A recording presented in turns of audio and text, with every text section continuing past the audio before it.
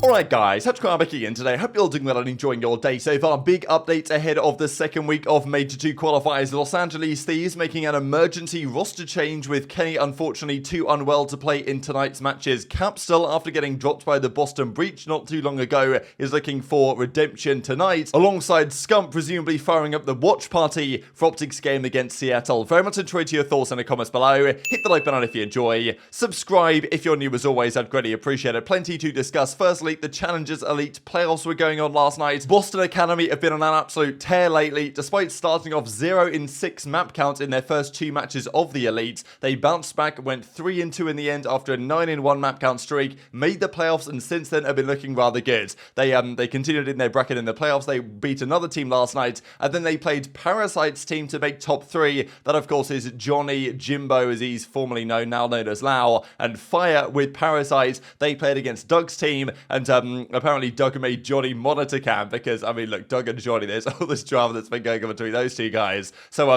basically the idea of monitor cam is, if you guys aren't familiar, to try and prevent you cheating, because theoretically if someone's cheating and has got, you know, red squares around people or whatever, you can see it on their monitor cam. So that's what they were trying to do, and they made Doug monitor cam back for the lols. I guess Parasite's thinking, you know, Doug, he's probably not cheating, let's be honest here, that's at least Parasite's opinion, but it does come back to bite them a little bit. It goes game 5 this series. Doug's team were down 4-1 in this. Beans honestly went off to win them this series, but Doug made such a cool play here to actually give them a chance. They were down 4-1, it became 4-2, and then Doug at this point is 0-6, can't buy a kill on the map. How many players in the world are 0-6 knowing that if you hop the bomb and die like an idiot you'll be 0-7 would actually go for this play? He hops the bomb 2 versus 2, goes for the ninja defuse, there's one to his right, one in front of him, hops it anyway, they're not expecting it, Shawnee's kind of covering his back, making some noise, he does die just about, but gets the ninja defuse in time. Honestly, great play from Doug. That was just awesome to see. Goes 0-7, but doesn't matter. Like, he's making plays like that to win rounds. Not many players are built different like Doug, and they end up coming back from 4-1 to win this game in game 5 and advance to top 3, knocking out Parasite's team.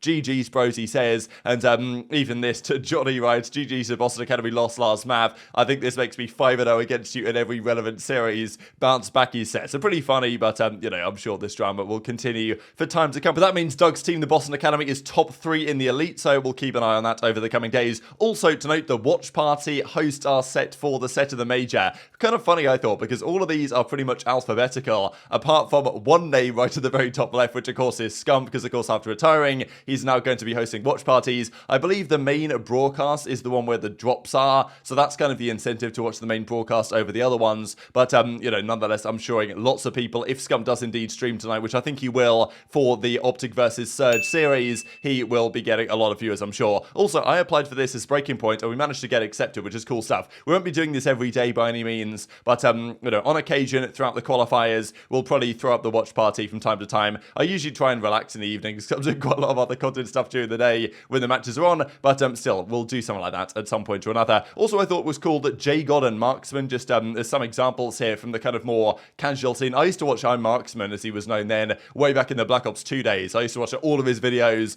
daily search and destroy stuff back when I was, 13 years old. He's still doing stuff like that today, but I think it's kind of cool, because back then we had even the likes of Team Martin and aLLeY, who were killing it in the casual scene. They were actually making inroads into competitive, they were going to like the events and stuff like this, and it was really good to combine the scenes in that sense. Now, back then, the actual casual scene and the competitive scene were more similar than they are today, because the game was better, but, you know, it is what it is. But it is cool nonetheless to have guys like Marksman and JKap that are, you know, more on the casual side of things, actually doing these watch parties and getting more eyes on competitive. So just good stuff all around. But yeah, Scump obviously right at the top here for good reason. Karma's here as well. I don't know if Karma was on here before, but he is now. Crimsix still nowhere to be seen, so we'll see if Grim gets accepted or whether he's even applied to stuff like this. So also big note on the CDL side from Lando. So Lando's going away for a couple of weeks, I think he says here, so won't be casting this weekend, driving this 26-foot behemoth across the country. So pretty cool stuff. Hopefully you know, goes all well for Lando and stuff. But that means though, Lando and Study will not be casting this weekend. They need a replacement duo, that being iHoldShift and Proper. This is really cool stuff, I think, for the scene in general. Just the fact that these casters, because iHoldShift's been grinding this stuff for years, man. Like, even several years ago, this guy does many different esports, but he's been trying to get into the COD scene. It never quite worked out for him. There were never really spots available. But now is his chance to absolutely kill it on the broadcast, I think on Saturday, he says. And Proper as well in a similar boat. These guys have been casting challenges and doing a great job for a long time.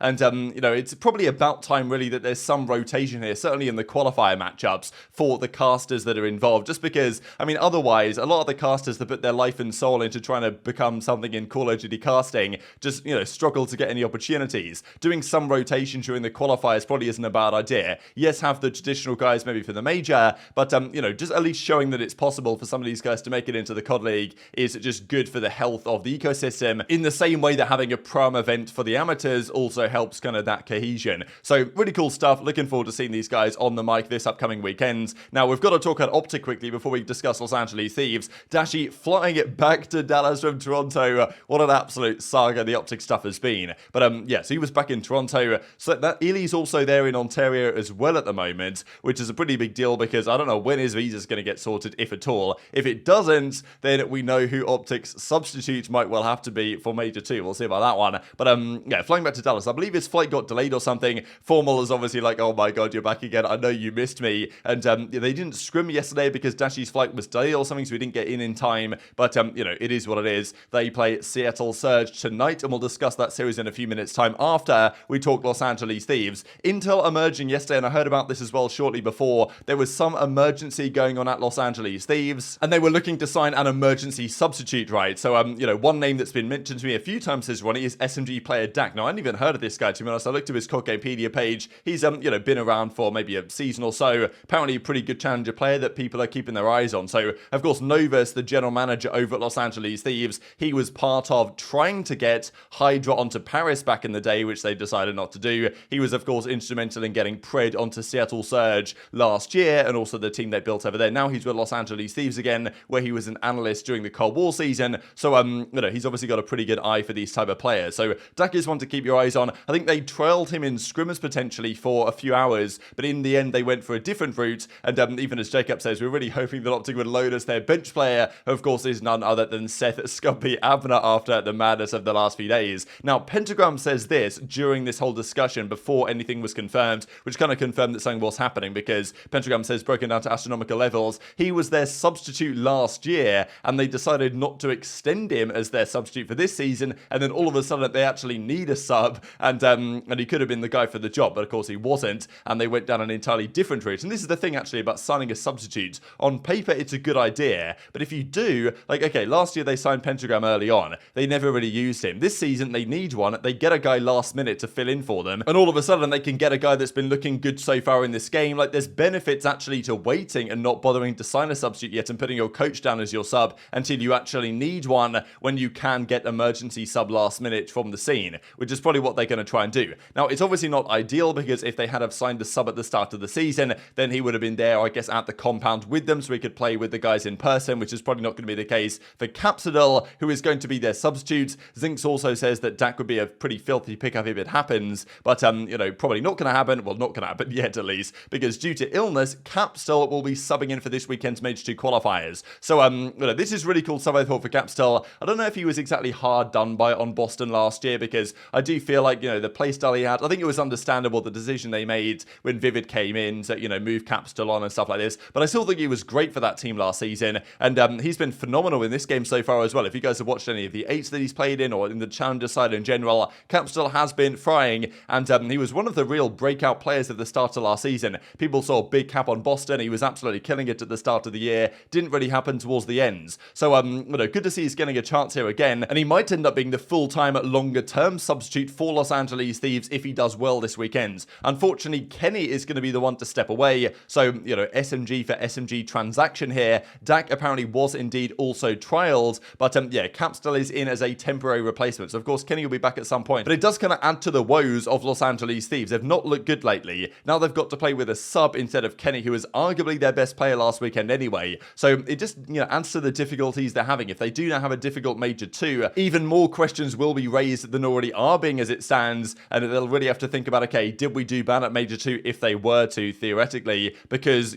Kenny was out and Capsidal had to come in and we lost a bit of practice as a result of things, or is it actually that our team isn't that good in this game, as, certainly Patrick Aches Price seems to believe. This is the update from Kenny's side. Been super sick the past week or so, and for a bit I thought I could push through it. Finally went to go see a doctor though, and was told I shouldn't play until my sickness is gone. Good luck to the boys this weekend in Capsidal. Just wanted to say thank you to everyone checking up with me behind the scenes. So, obviously wishing the best for Kenny. I know lots of people have been getting ill lately, and we we know that Shotzzy was like ill for a long time, and then all the OpTic guys were ill, and then like something else happened there, and then like Shotzzy got ill again, and all this madness. I think all the Thieves guys as well have been somewhat unwell the last few days. Kenny seemingly more than most, to such an extent that his doctor has advised him not to even play the game, which must be pretty bad. Hopefully it's all well for Kenny. But nonetheless, Capsidal will be in. We'll see if Kenny is well in time for the major, so, hopefully he should be okay. But still, it's an opportunity for Capsidal at the end of the day. You guys might remember this clip up against the New York Subliners at the early part of last season when Capsidal was really making a name for himself here on this, what was this, Berlin hardpoint. God, what an absolutely awful map. But honestly, compared to what we've got in this game, it's not too dissimilar, to be honest. But yeah, so hopefully Capsidal can do well this weekend. I'm rooting for him to show out because I think he was probably a more talented a player than he really got,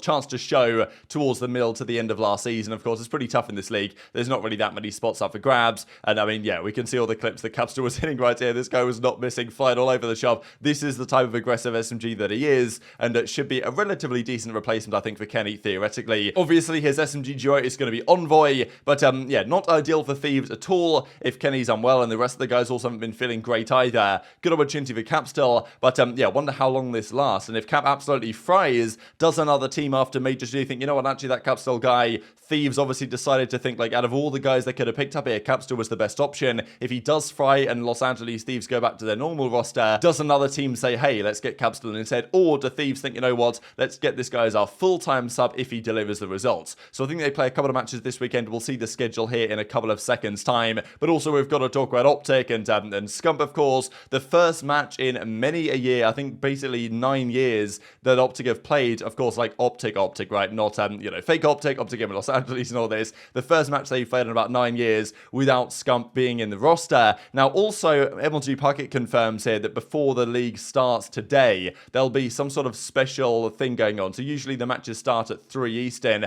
Tune in at 2:45, Puckett says, because there's some sort of, I'm guessing a tribute to Scump's legacy and crew and stuff that the guys have been working on. So looking forward to seeing what that one is. They did something similar for Karma when he retired. They didn't really do anything with Crim, but maybe understandable because it was kind of in the off-season that happens. And actually, as IU Turtle says, the first time they're playing a match without Scump since March the 16th, 2014, all the way back in Call of Duty Ghost. I mean, yeah, not too long after the whole leaving to Envy drama, but yeah, of course, excludes OGLA and this type of stuff as well. So these are the games today. One big one, of course, being Seattle Surge versus OpTic Texas. This is fantastic, of course, for multiple reasons. We know, as we saw yesterday, that OpTic and Surge have a bit of drama on the organizational side. After OpTic tried to get Pred, it didn't happen. Pred clearly wants to go to OpTic. It didn't happen for various reasons, and now they've got to play each other. Surge, so far online, are 1 in 5 in their qualifiers. They've not looked good online at all. OpTic, though, brand new team. Scump is now gone. It's basically the team that had at the start of the year, minus Scump plus Huke. Is that better? Is that worse?